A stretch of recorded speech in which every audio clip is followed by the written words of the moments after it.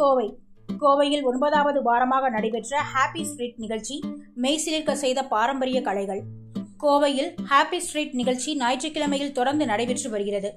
அதன் தொடர்ச்சியாக 9வது வாரமாக இன்று கொடிசியா பகுதியில் நடைபெற்றது.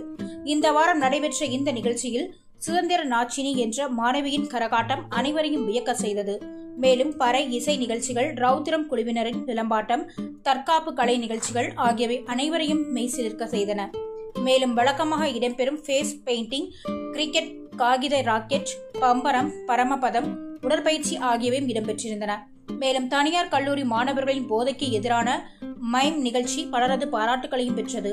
இங்கு நடைபெற்ற இசை நிகழ்ச்சிகளை வந்திருந்த அனைவரும் மகிழ்ச்சியுடன் ஆடிப்பாடி கண்டு மகிழ்ந்தனர். அடுத்த வாரத்துடன் ஹாப்பி ஸ்ட்ரீட் நிகழ்ச்சி நிறைவடைய உள்ளதாக ஏற்பாட்டாளர்கள் தகவல் தெரிவித்துள்ளனர். இப்போ இந்த தருணத்துல இந்த விஷயத்த சொல்லணும்னு நினைக்கிறேன். இவங்க மைம் பண்ற ஒரு நாள்